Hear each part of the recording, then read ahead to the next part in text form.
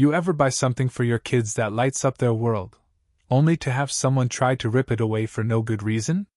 That's exactly what happened to me, and I didn't just fight back, I built something better. It started with a simple hoop. Not a full-on basketball court. Just a sturdy, adjustable basketball hoop I installed at the end of our driveway. My son, Carter, he's 11, had been saving up birthday money for 2 years to help buy it. I chipped in the rest. When the delivery truck showed up that Saturday morning, Carter was practically bouncing out of his skin with excitement. We spent the whole afternoon putting it together.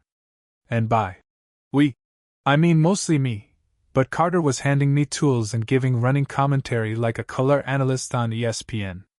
That first game of driveway one-on-one? Best moment I'd had in months. Our house sits in a suburban cul-de-sac in a neighborhood called Oak Ridge Meadows. Nice lawns, neat sidewalks, an HOA that promises community cohesion and curb appeal. My wife and I moved here 6 years ago thinking it'd be the perfect place to raise our kids. And for a while, it was. But you never really understand how bad an HOA can get until you give them something to hate. By Sunday afternoon, Carter had already made friends with 3 other kids on the street who were also basketball nuts. They were laughing, shooting hoops, cheering each other on. I'd never seen our driveway so full of life. Even a couple of the other parents stopped by with coffee and smiles. But Monday morning? That's when the letter arrived. Taped to our front door. Bright orange. HOA official letterhead. This property is in violation of Oak Ridge Meadows Covenant Section 14C, prohibited installations. Portable or permanent sports equipment, including basketball hoops, must not be visible from the street. I blinked. Read it again. Then once more. This had to be a mistake. Half the houses in the neighborhood had American flags on poles. Garden gnomes. Bird baths shaped like frogs.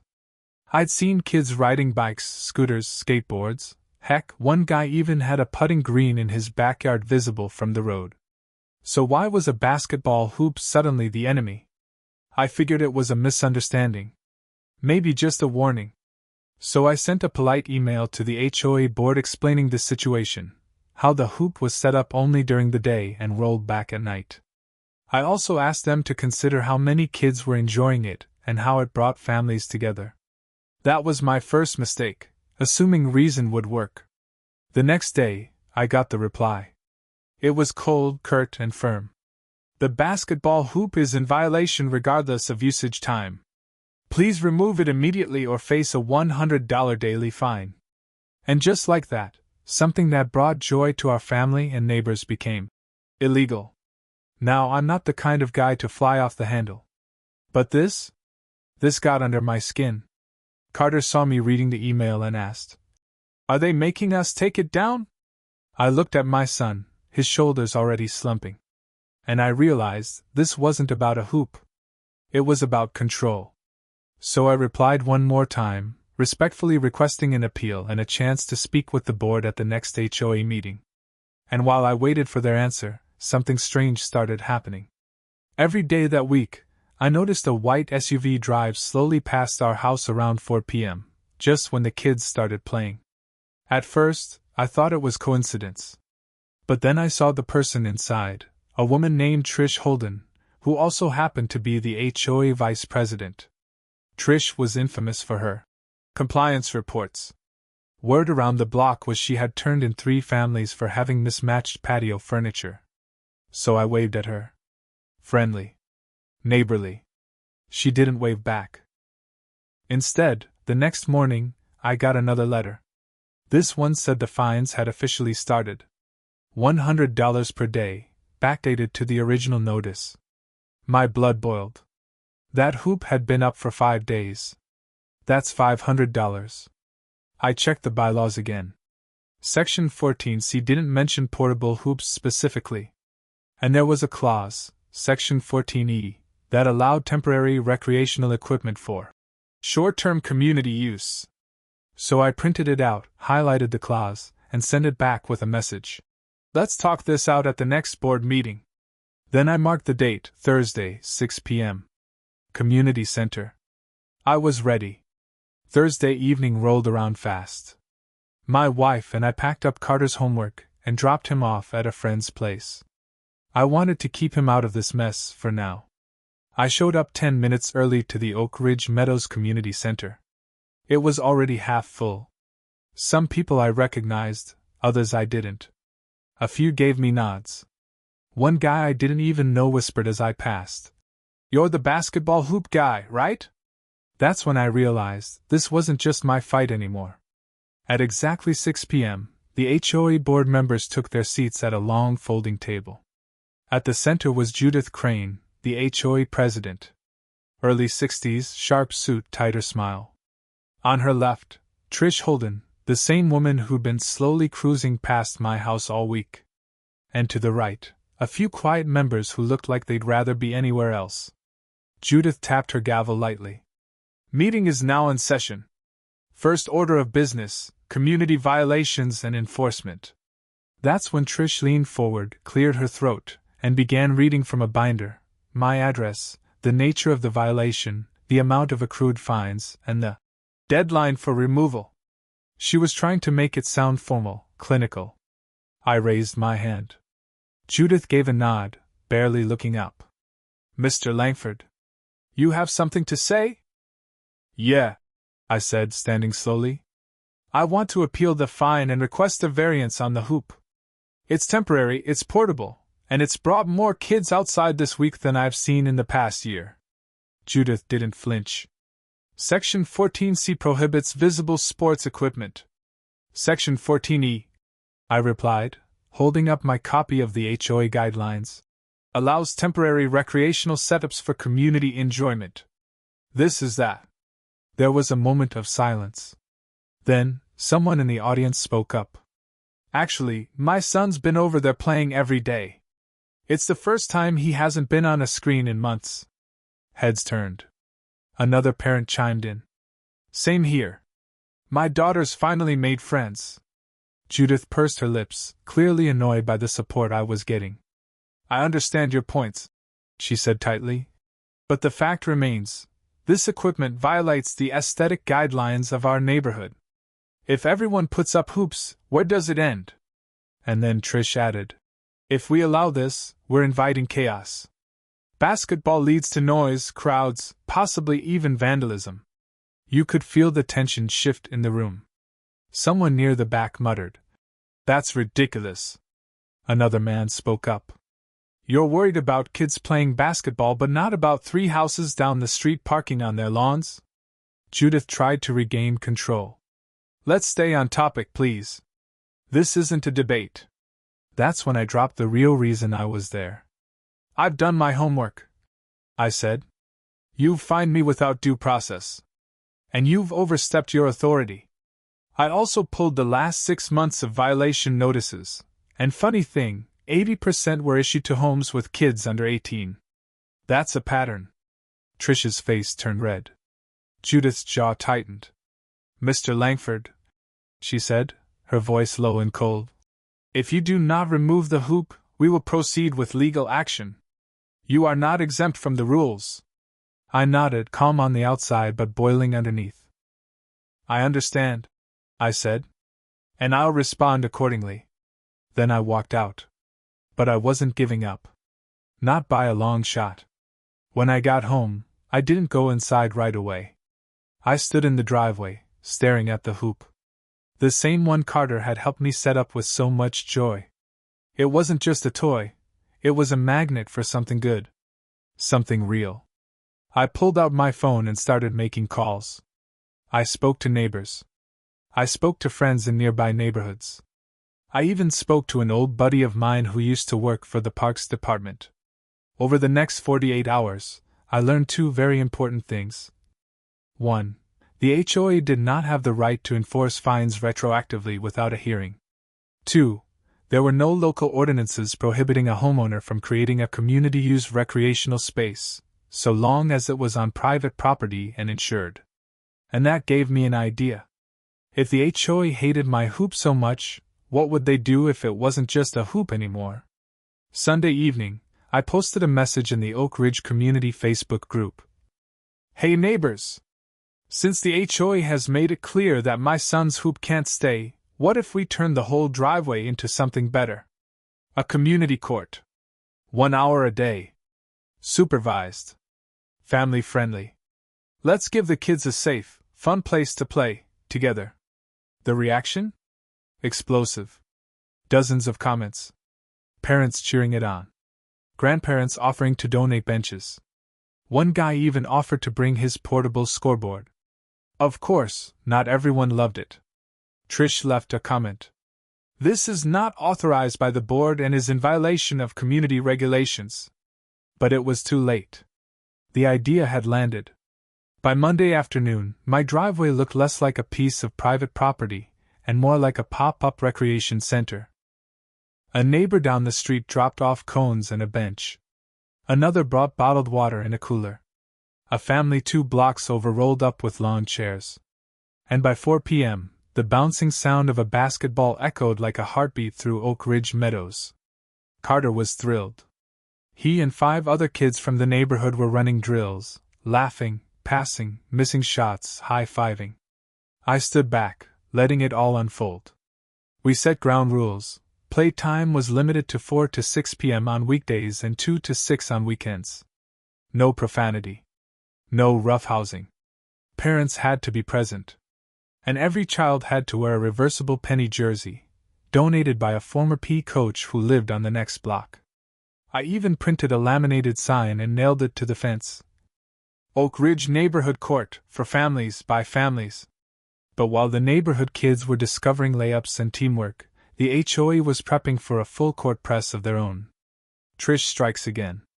On Wednesday, a certified letter arrived. Inside, a cease and desist order, on HOA letterhead, signed by Judith Crane and Trish Holden. The continued use of your driveway as a communal sports area constitutes unauthorized community development, attracts unregulated foot traffic, and may void the HOA's liability insurance. You are hereby ordered to dismantle this installation immediately or face legal consequences. I actually laughed. They made it sound like I'd opened a casino. That evening I made a copy of the letter, stapled it to the court sign, and added a new line underneath. Apparently kindness violates community guidelines. Thoughts? By the next morning, people were furious. My phone buzzed nonstop. Texts. Facebook messages. Photos of kids with signs. Let us play. Basketball is not a crime. One of the neighborhood teens made a TikTok showing the court with the caption, "When your HOA hates fun." It racked up 15,000 views overnight. Judith and Trish had unknowingly triggered the Streisand effect. The more they tried to shut us down, the louder our court echoed. The local news gets wind. Thursday, a silver SUV parked in front of my house. Out stepped Olivia Santos, a reporter from the Channel 8 local news team. She'd seen the Facebook post and wanted to feature the driveway court dad in a human interest piece. We did a quick interview. She filmed the kids playing, spoke to a few parents, and asked about the HOA drama. I was careful, polite, factual, firm. We just wanted a safe space for kids to play. That shouldn't be controversial. The segment aired that night. And let me tell you, once the cameras caught Trish yelling at a child for dribbling too loud, yep, that happened on Live B-roll, public opinion flipped like a bad pancake. The HOA's inbox exploded. I know because one of the board members, Mark, messaged me that same night. Look, I didn't agree with the cease and desist. I think you're doing a good thing. But Judith and Trish are running the show, and nobody wants to go against them. That was the break I needed. The petition plan? Friday morning, Amanda, one of the moms who'd been helping run snacks and sign-ups, handed me a clipboard. Let's take this to a vote, she said. It was a petition, simple and clear. We, the undersigned residents of Oak Ridge Meadows, support the continued operation of the Oak Ridge Neighborhood Court as a supervised, limited-hours, family recreation area. We request the HOA immediately cease legal threats and amend guidelines to allow for temporary community sports spaces.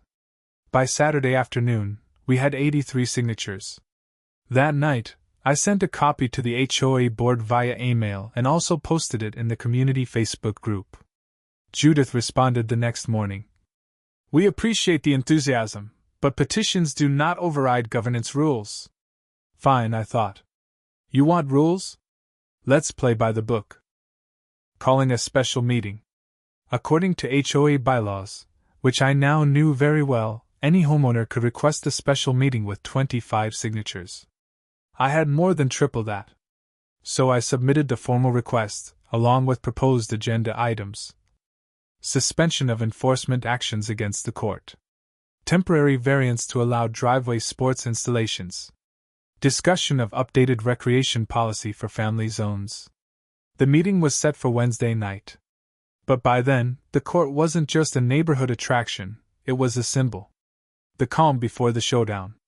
That Sunday, I stood in my driveway as the last game wrapped up. The sun was setting. A soft orange glow washed over the court. Carter ran up to me, sweaty and smiling, and said, "Dad, thanks for fighting for this." It hit me right in the chest. This wasn't about hoops anymore. It was about community. Freedom. Choice. The simple joy of letting kids be kids. I looked around. 5 dads chatting at the curb. 2 moms laughing near the water cooler. A couple of teens adjusting the net. And up the street, 2 figures watching from a distance, Judith and Trish. They didn't wave. Just stood there.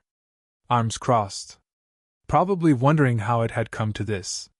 But I wasn't worried. Because I had the ball now. And next week? It was game time. Wednesday evening, the community center was packed. I don't think anyone had seen that many people show up to an HOA meeting in years, maybe ever. Parents were standing along the walls. Teens who never sat through a single meeting before were present, some still in jerseys from that afternoon's scrimmage. There were lawn chairs in the back row and even a couple of folks live streaming the event on Facebook. At the head of the room sat the board, Judith Crane in her usual beige power suit, Trish Holden beside her, arms crossed, jaw set. Mark, the treasurer, looked like he'd rather be anywhere else. 2 empty chairs rounded out the panel, board members who had resigned the previous week, supposedly due to unrelated scheduling conflicts. Yeah, right. The tension in the room was thick as concrete. Everyone was waiting for the first blow. Judith stood and adjusted the mic. Let's bring this meeting to order. This special session has been requested to discuss the matter of unauthorized recreational use of private property that may violate HOA guidelines and present liability risks to the community. She paused. Mr. Wilson, as the petitioner, you may speak first. I took a deep breath and stepped forward. Thank you, I said, scanning the crowd. Let's be clear. I didn't build a casino in my driveway.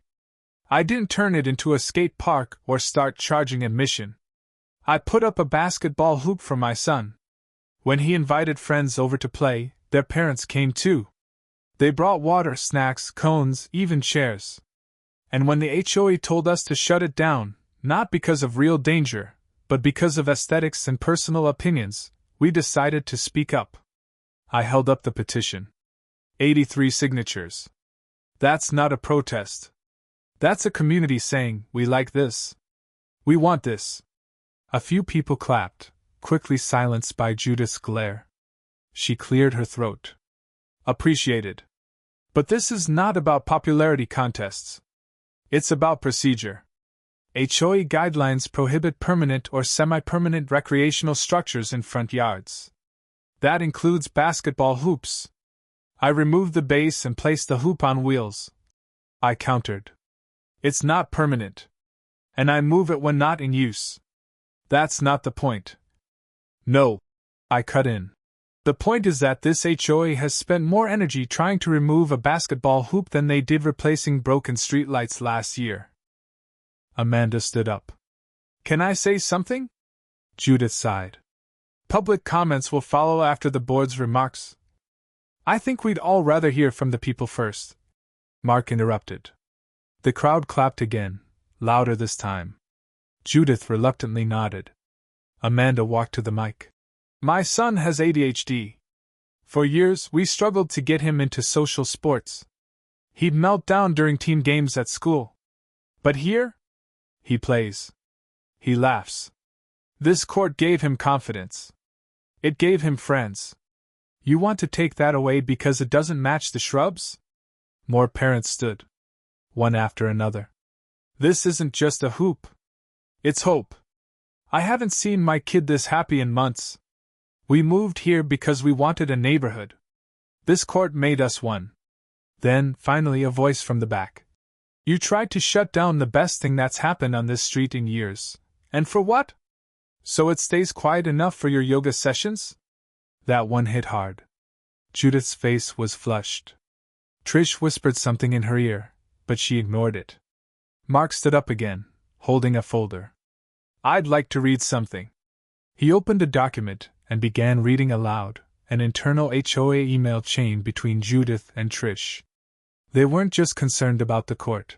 They had actively planned to eliminate all unsightly lawn accessories, including swing sets, chalk art, and even small porch gardens. They called it Phase 2 Aesthetic Uplift. The room erupted. Parents were shouting. Teenagers were booing. Someone in the back yelled, "You're policing kids now?" Judith tried to restore order, but it was too late. The mask was off. Trish stood, grabbed her purse, and stormed out without a word. Judith looked around, suddenly exposed, surrounded by hundreds of disapproving eyes. I was only trying to maintain standards," she stammered. Mark stepped in. "There's a motion on the table. We propose a temporary amendment to allow supervised recreational activity in driveways, provided noise and safety guidelines are followed." He turned to the crowd. "All in favor?" Hands shot up across the room. Mine included. "All opposed?" Only 2 hands. Judith's and someone I didn't recognize. The motion passed, unanimously -2. As people filed out of the meeting, there was a sense of celebration. Like we'd just won a small but important battle. Carter walked up to me, half asleep, and leaned into my side. "Dad," he mumbled, "does that mean we can keep the court?" "Yeah, but," I smiled. "It means we can keep it." Judith resigned the following week, citing health reasons. Trish never came back. Her house went up for sale that same month. And our driveway? Well, it stayed a court. But now, it was more than that.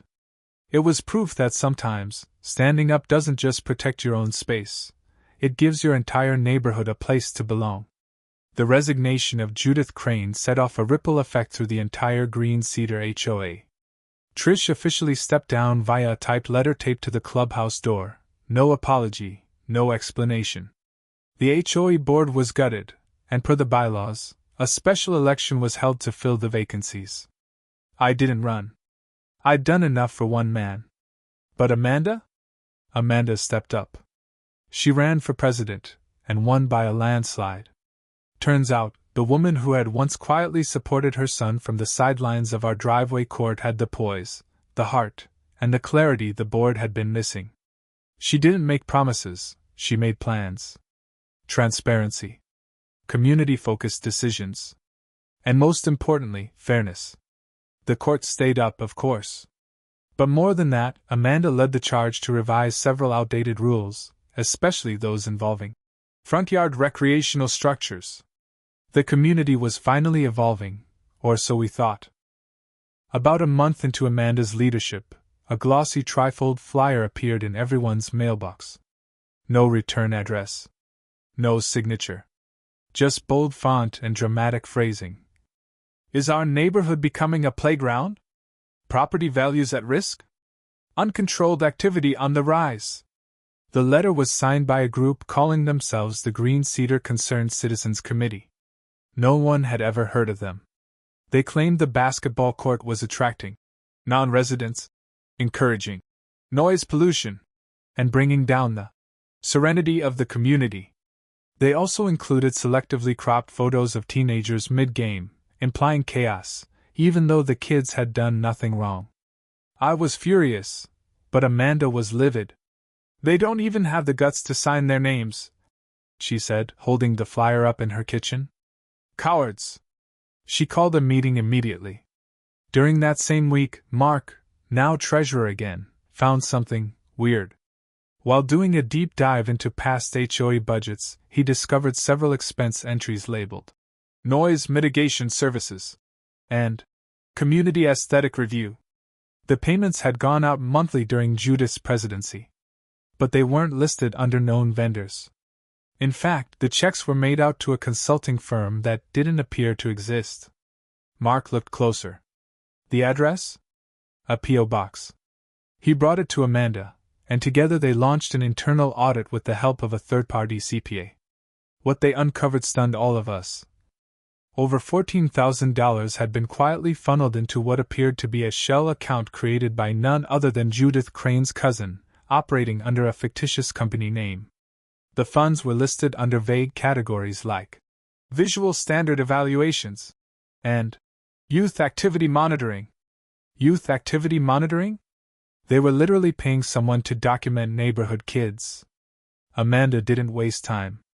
She called an open town hall, not just for HOA members, but for the entire neighborhood. She stood in front of the community center podium with the documents in hand. Mark presented the findings, line by line. Photos of the checks. Vendor names. The linked address. Silence filled the room as Amanda finally asked, "All of this money, for what? To stop kids from playing basketball?" Gasps. Murmurs. Then anger. One neighbor, a soft-spoken older woman named Mrs. Delaney, stood up and said, "Judith once told me the sound of laughter was unrefined. I thought she was joking." Another added, "I used to think I was the only one who got strange warnings about yard toys. Now I see, it was all part of something else." Then came the bombshell. Amanda pulled up a short video on the projector, grainy security footage from a neighbor's doorbell cam. It showed a car idling across from my house. Same car, different days. Always during basketball games. Always pointed right at us. Amanda zoomed in. The license plate matched the one associated with the fake consulting company. Judith's cousin had been monitoring my driveway, recording the court, watching the kids. The room went ice cold. Mark stepped up. "We've reported this to local authorities. A complaint has been filed. We'll cooperate fully with investigators." At that moment, I felt a mix of rage and relief. Rage that it had come to this. Relief that it was finally being taken seriously. By the end of that meeting, the Concerned Citizens Committee vanished. No more flyers. No more complaints. Whoever was behind it realized the jig was up. Amanda called for another vote, this time to formally protect community-organized recreational activity that promotes wellness and safety. It passed unanimously. And then, something incredible happened. Other driveways started popping up with their own setups. A soccer net here. A chalk mural there. Even a pop-up yoga session outside someone's garage. The neighborhood came alive. We weren't just a bunch of houses anymore. We were neighbors. Later that evening, Carter and I stood at the end of the driveway, just watching the sunset settle behind the backboard. He held a ball in one hand and his water bottle in the other. "Dad," he said, "do you think people will always be mad about noise?" "Probably," I replied. "But now we know how to handle them." He grinned. "Can we get lights next?" I laughed. "Let's not push our luck." Months passed. The court remained, not just untouched but celebrated. Where once it was a quiet slab of concrete beside our garage, it had become something more, a gathering place, a heartbeat of the neighborhood. The same teens who once walked by each other with earbuds and now greeted one another by name. Parents who had only ever waved across driveways now sat together on folding chairs, swapping recipes and stories while their kids played. And that creaky old mailbox at the end of our street? Someone painted it in team colors, complete with a tiny hand-drawn scoreboard taped to the side. But the biggest shift was something you couldn't photograph: the culture. One Saturday, I got a letter in the mail from the mayor's office. At first, I thought it was a fine or some zoning complaint again, old habits die hard. But when I opened it, I froze. It was an invitation to speak at the city's annual Neighborhood Revitalization Forum. Apparently, someone had nominated me. They wanted me to share how a simple backyard basketball hoop transformed not only our street, but how it challenged outdated policies and ignited community spirit. Amanda later admitted it was her idea. "You built more than a court, Mason," she told me. "You proved that neighborhoods don't need gates and silence. They need people who care." So there I was, a couple months later, standing on stage in a downtown auditorium, next to city officials and community planners. I told them everything. About the complaints, the flyers, the board meeting showdown. About how a $300 hoop turned into a civil movement that redefined how our HOA operated. I told them about Carter, who now invited younger kids to play and coached them with the same patience I once gave him. About the murals on sidewalks, the scout troop fundraisers, and the garden one neighbor started because she said, "If they can make a court, I can make a change." The audience gave a standing ovation. But the real moment of pride came when I returned home later that afternoon.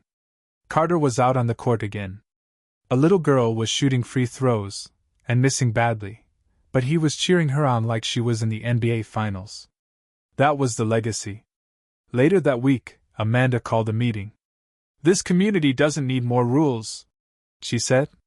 "It needs more connection. So here's my idea: let's turn Mason's driveway into a model, not just a miracle."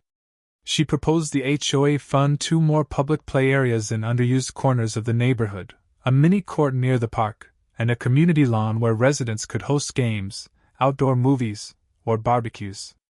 Mark nodded. "We've got the budget. And after cutting off Judith's consulting nonsense, we've actually got more than expected." The motion passed. Unanimously. Judith's era was gone. This was something new. A week later, I got a phone call.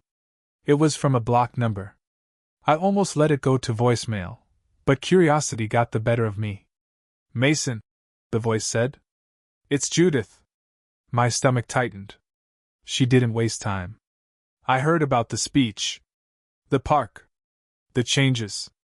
I suppose I underestimated how stubborn you could be." I waited for a punchline. An insult. A threat. But none came. She sighed. "You were right. Not just about the hoop, but about people. I tried to make this neighborhood perfect. I forgot that perfect doesn't mean peaceful. It just means quiet, even if that quiet hides resentment." I didn't know what to say. But I didn't need to. She finished with, "For what it's worth. I'm sorry." Click. That winter, a local news station did a feature on our neighborhood. Called it "The Driveway That Changed the Rules." They filmed the court, interviewed Carter, and even captured a few slow-motion shots of slam dunks and high fives. The video went viral. Other neighborhoods reached out, asking how to replicate the model. Amanda created a free online toolkit called Driveway Democracy, guiding other HOAs on how to build connection instead of control. Carter got invited to a youth leadership camp on a basketball scholarship. And me? I finally learned something important. Sometimes you fight not to win, but to wake people up. And when you fight with honesty and heart, you don't just defend your space, you transform it. It's spring now. Birds are chirping. The court's been freshly painted with our community's name, Green Cedar Court. There's even a new bench with a plaque that reads, "Because one hoop can change everything." Amanda's walking the neighborhood with her clipboard, still leading. Mark's trimming hedges again, this time voluntarily. And Judith? Last I heard, she moved into a townhome near the city. No HOA. No rules. Just peace. And Carter? Well, he's out there right now. Dribbling. Laughing. Living. All because a community finally chose connection over control. So, the next time someone tells you to take the hoop down, you might just want to build a court instead.